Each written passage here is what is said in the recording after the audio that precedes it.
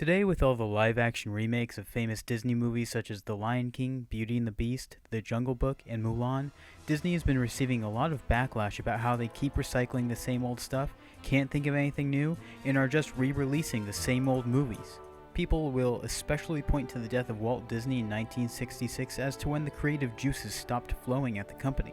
But what if I told you that Disney has been re-releasing movies since the very beginning, back before Walt Disney's death, as far back as the 1930s? Let's go back to 1937.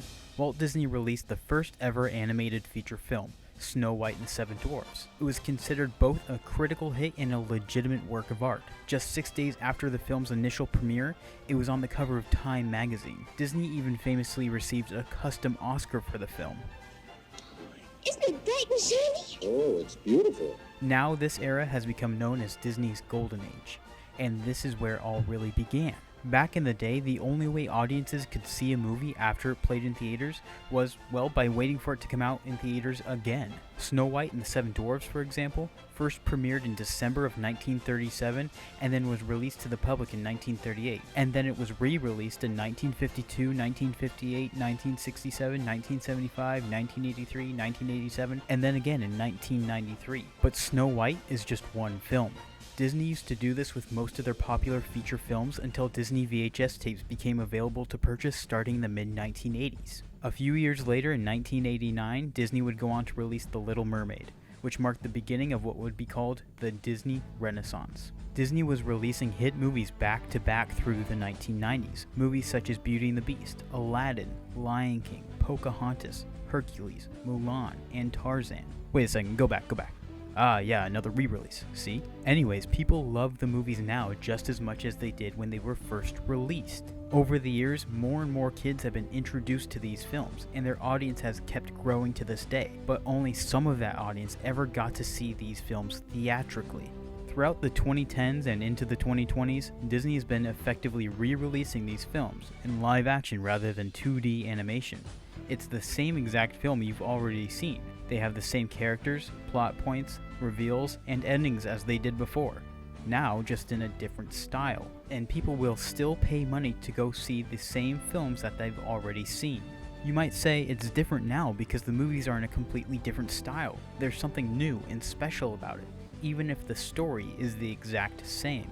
This is where I'd like to introduce you to Disney's Davy Crockett, King of the Wild Frontier.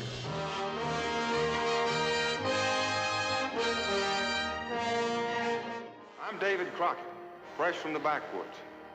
I'm half horse, half alligator, and a little touched with snapping turtle. I got the fastest horse, the prettiest sister, the surest rifle, and the ugliest dog in Tennessee. Now a classic part of 1950s American culture, the weekly adventures of Davy Crockett were a smash hit. If you ask anybody who was a little boy back in the 1950s, they'd probably say that they either had a coonskin cap like Davy Crockett or really wanted one. Actor Fess Parker, who played Davy Crockett, would even be there to greet the first guests of Frontierland on the opening day of Disneyland, in character and alongside Walt Disney. Looking for anything special? Davy Crockett. Well, Davy Crockett ought to be around here someplace. In the meantime, let's take a little look around. Over here where the little burros and horses are, and down there's the Davy Crockett Museum. What do you think of that, Sharon? Oh, it's fine, but where's Davy Crockett? Where's Davy Crockett? Well, he's out someplace where the Indians are.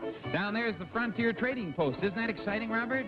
Yeah, it sure is, but I still don't know where Davy Crockett is. There he comes!